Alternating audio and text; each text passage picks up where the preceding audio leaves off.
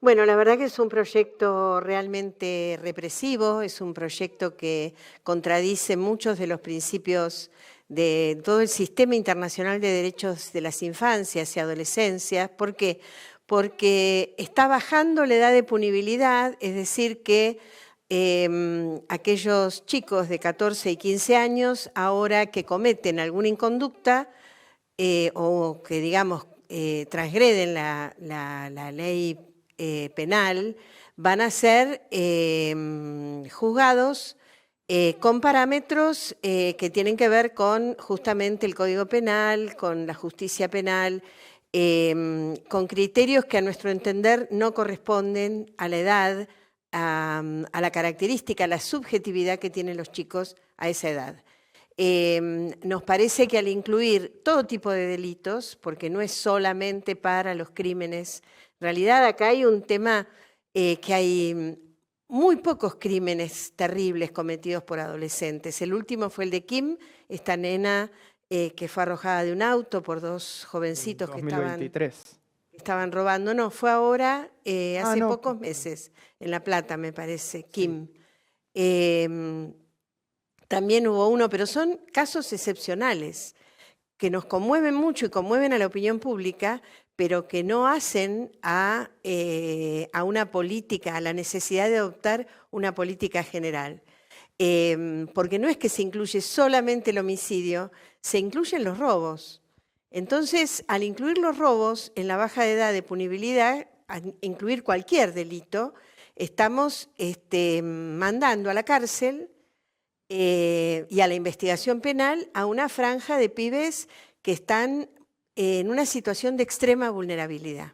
Esa es nuestra preocupación, que hay un conjunto de chicos de las barriadas populares que están muy al margen de sus derechos, con un Estado que se ha retirado en los últimos años, con familias que se han ido deteriorando y se han ido digamos, están atravesadas por múltiples cuestiones sociales, también de violencia intrafamiliar, y bueno, y ahora van a ser, en vez de ser rescatados por una política pública, en vez de ser incluidos en un programa especializado, van a ser abordados desde el sistema penal cuando se los sorprenda, se los detenga en algún robo o en algún tema de narcomenudeo, porque el problema hoy es también el crecimiento del narcotráfico en los barrios populares, ¿no? Así que por eso estamos en contra, hemos batallado desde hace más de 30 años que venimos peleando. El sistema, la derecha y los sectores conservadores vienen intentando disciplinar y generar un sistema muy coercitivo, muy represivo, vinculado a toda la sociedad. Bueno, esto le faltaba. Hacía rato que estaban queriendo bajar la edad y la resistencia de los organismos de infancia, de los organismos de derechos humanos, de los especialistas. Todos y todas las especialistas desfilaron por la Cámara de Diputados el año pasado diciendo que no correspondía bajar, que no era la solución.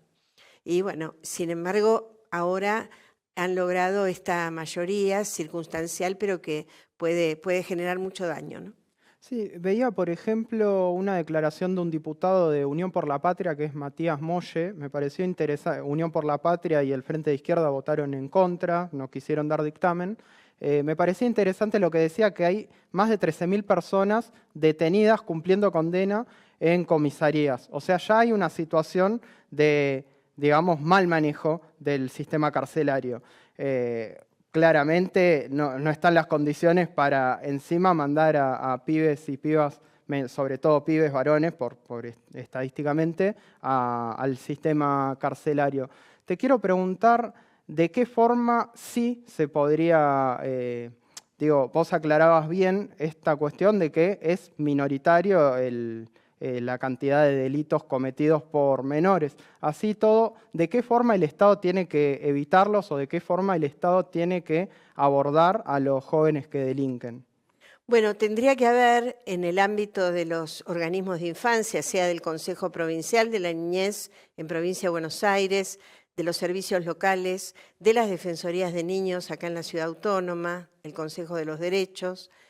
Tiene que haber en esos organismos un equipo especializado que barrio por barrio vaya al encuentro de los chicos que dejan la escuela, por ejemplo, a temprana edad, que cometen un primer delito y como no son punibles necesaria y obligatoriamente la policía los tiene que liberar, pero después, ¿qué seguimiento se hace con esos jóvenes, con esos chicos que no son punibles y que están en situación de extrema precariedad en sus vidas y están a merced de grupos que los pueden cooptar, ¿no? Vuelvo a decir, ya sea para el narcomenudeo, para el narcotráfico o para otro tipo de delitos. Entonces, necesitamos fortalecer los organismos de infancia, necesitamos fortalecer el sistema de protección integral. Esto se hizo en la Argentina, se hizo en muchos lugares y por eso bajó la criminalidad y por eso hubo periodos de inclusión educativa y social muy interesantes, muy importantes. Es decir, es posible erradicar la violencia juvenil si hay equipos que trabajan cotidianamente y que buscan incluir a los chicos en las escuelas, en los hogares convivenciales, etc. Esa es una primera cuestión. La segunda cuestión es fortalecer salud mental. Hay que ampliar los centros terapéuticos, de atención terapéutico para adicciones. Lo único bueno que tenemos son algunas fundaciones y los hogares de Cristo, de los curas villeros, claro. Que realmente tienen un trabajo que hace que los chicos quieran permanecer, porque el tema es que no se puede obligar a nadie a hacer una terapia, porque eso fracasa. Entonces, ¿cómo hacemos para lograr que los chicos se queden en los dispositivos de atención en salud mental? ¿Cómo lograr que sigan en la escuela? ¿Cómo lograr que sigan en nuestras casas? Esos son estrategias psicosociales, estrategias pedagógicas. Bueno, en eso hay que profundizar. No más cárceles, no más jueces. Crean una figura de supervisor que, bueno, en este esquema es lo más humano que inventaron, digamos, ¿no? Sí, claro. Que es alguien designado por el juzgado que va a visitar todas las semanas a los chicos donde estén detenidos o donde vivan, sean si están en prisión domiciliaria, para procurar su reinserción. O sea que va a haber nuevas designaciones para hacer un seguimiento de los chicos. Bueno, es la única figura más o menos humana que aparece aquí en este texto que está muy atravesado por la crueldad, ¿no? Es así, por más que algunos diputados lo planteen como algo mejor, como una versión mejorada del proyecto de Patricia Bullrich, que en realidad es de Cunio Libarona, ¿no? Sí, que inclusive además apoyaron muchos sectores que se dicen progresistas o algo parecido, ¿no? Radicales, la coalición cívica. Sí. Me quedaba pensando, me parece interesante lo que marcás. Quiero ir ahora al análisis de qué podría implicar, vos decías, el Estado debe atacar las causas, lo digo yo con mis palabras. ¿Qué podría implicar, qué efectos causaría que se baje la edad de punibilidad como plantea este proyecto? ¿Qué podría, en términos concretos, qué puede generar que se encierre a jóvenes con personas adultas acusadas de delitos, algunos graves, ¿no? En la Argentina de Javier Milei, en la Argentina de la crueldad, lo que va a generar es que las comisarías, las cárceles, los institutos de menores exploten, que crezca el hacinamiento y que todo esto genere más daño, más violencia, que haya fugas permanentemente. Cada fuga implica una nueva acción judicial y un empeoramiento de la condena. Cada fuga implica persecución, implica muchas veces agresión física entre policías y prófugos. Es decir, que tenemos más violencia, más violencia. La verdad que no pensamos justamente, nuestra resistencia fue para impedir que a los 14 años la policía se sienta con la mano libre para detener a todos los pibes que ve en una situación sospechosa. La verdad, es lo que queríamos evitar y lo que, bueno, este sector supuestamente democrático de la coalición cívica, del radicalismo, el bloque de Facundo Manes, la verdad, insólitamente. Facundo Manes el año pasado, como neurólogo, fundamentó en la Cámara, en un discurso impresionante, por qué desde la neurología no correspondía bajar la edad de punibilidad.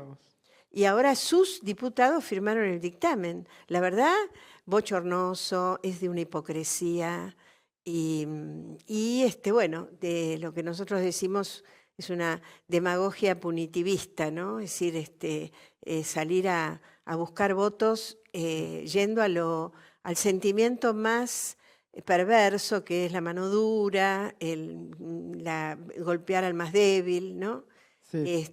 Un poco recurrir a ese efecto mediático. A eso quería ir justamente, estaba buscando el dato. Según un dato del Ministerio de Justicia de la provincia de Buenos Aires, en el 2023, el 2,2% del total de los delitos fueron cometidos por menores.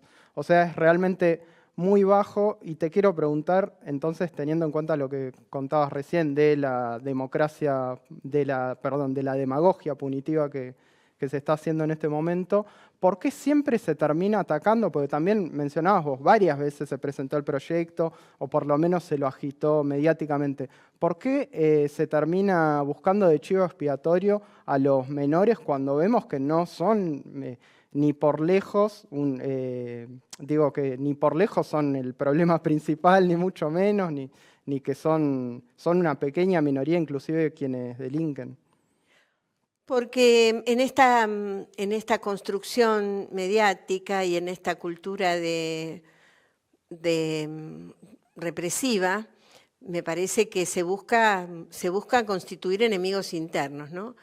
Hasta hace unos meses, hasta hace poquito eran los mapuches, ¿no? O sea, las comunidades de pueblos originarios estigmatizadas, en algún otro momento hasta los jubilados, esta abuela, como decía Patricia Bullrich, una abuela patotera, sí. ¿No? Aquella que fue golpeada por la policía, los piqueteros en otro momento. Bueno, los jóvenes, los adolescentes aparecen como ese enemigo interno, siempre colocando algo en el afuera, ¿no? Algo en quien depositar la culpa del malestar social. Y la verdad que la culpa del malestar social no la tienen los pibes, al contrario, los pibes en general son las mayores víctimas del mundo de los adultos, de este mundo terrible que estamos construyendo para los chicos, ¿no? Así que son parte de las estrategias de un capitalismo cada vez más salvaje, cada vez más voraz, que va generando nuevos monstruos, ¿no? Y quiere bueno, que se corte el hilo por lo más delgado. En este caso son los pibes. La verdad que vamos a seguir peleándola porque quizás en un momento hasta la iglesia saltó con todo estos días, ¿no? Y ahí alentamos alguna esperanza de que la iglesia pudiera cambiar el amperímetro. Ni siquiera la iglesia lo logró. Vamos a ver si se despiertan otras voces más a lo largo, antes de que llegue al recinto, y bueno, y después estará, si se aprueba en el recinto, está la discusión en el Senado. Así que allí hasta podríamos pensar una modificación del texto. Bueno, nada está perdido. Elena, quiero hacer una breve interrupción. Vos mencionabas hace un rato, mencionaste a los jubilados, también mencionaste a los curas en opción por los pobres o curas tercermundistas, dependiendo quién lo diga.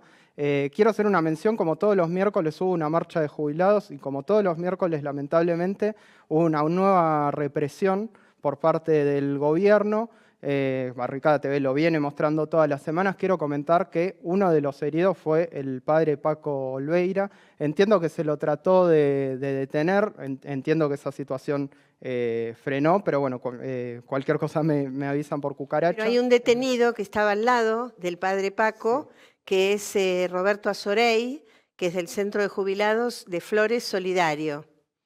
Allí estaban los compañeros acompañándolo, pero bueno, va a tener que pasar toda la noche. Está todavía detenido. Roberto Azorey. Bien, quería hacer esa mención en el medio para no olvidarme también, y también mencionar que Pablo Grillo continúa recuperándose y después de 55 días entiendo que salió de terapia intensiva.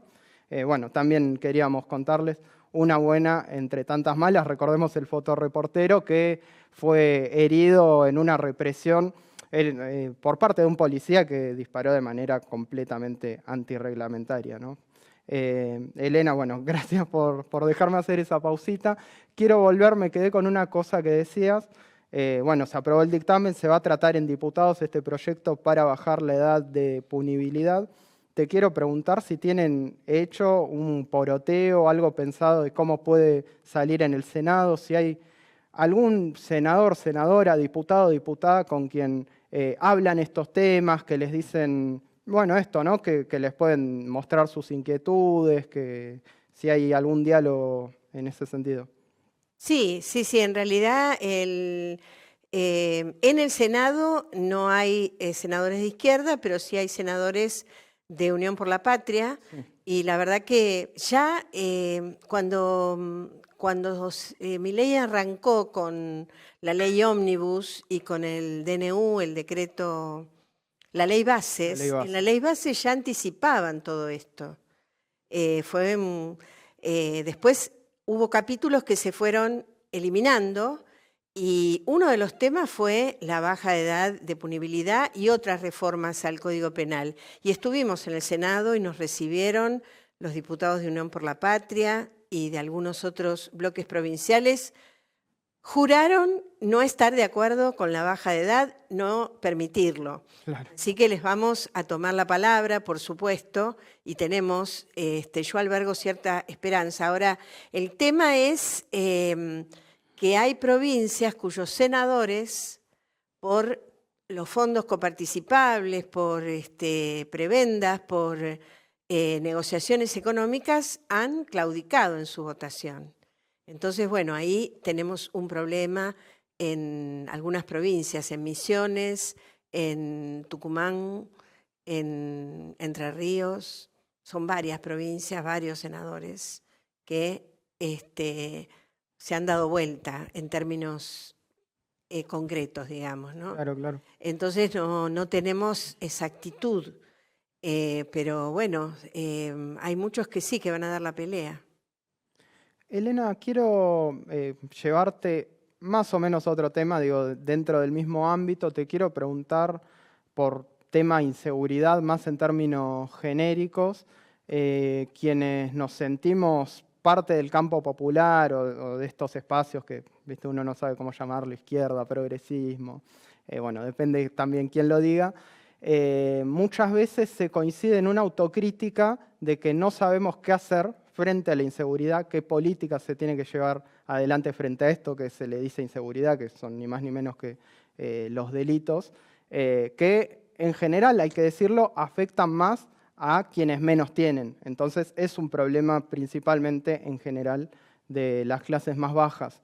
¿Coincidís con esta autocrítica? ¿Tenés alguna opinión respecto a qué debería ser en caso, por ejemplo, de que gane eventualmente un gobierno que no sea de derecha, digámoslo así? ¿Tenés en claro qué es lo que debería hacer con este tema? Sí, ojalá lo tuviera más claro todavía. Yo creo que hubo algunas experiencias interesantes, importantes, años atrás, con, por ejemplo, los foros de participación ciudadana para discutir la política criminal en cada barrio, con las comisarías cara a cara con los vecinos, con las organizaciones de la sociedad civil. Hubo todo un trabajo de una política de seguridad democrática que se hizo con los organismos de derechos humanos, con APDH, con el CELS, con una cantidad de actores y actoras y personalidades del mundo de la política. Fue en el periodo de Nilda Garré, cuando Nilda Garré fue ministra de Seguridad o de Defensa de la Nación. Sí, creo que fue las dos. En los dos ámbitos, ¿no? Y además trabajó muchísimo, por eso conozco bastante, por la temática de género y de derechos de las mujeres y de las infancias, porque además trabajó mucho en el tema de las capacitaciones en género, contra la trata de personas, contra los abusos sexuales.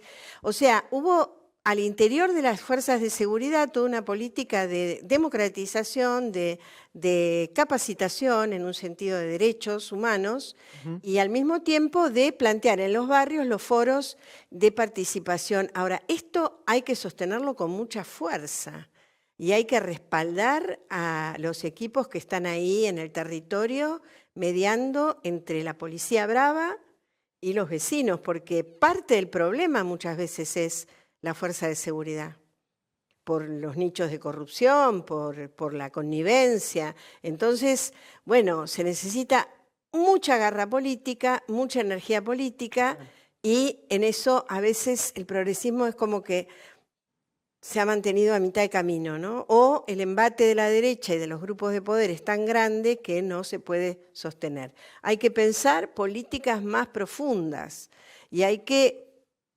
plantarse más en el territorio.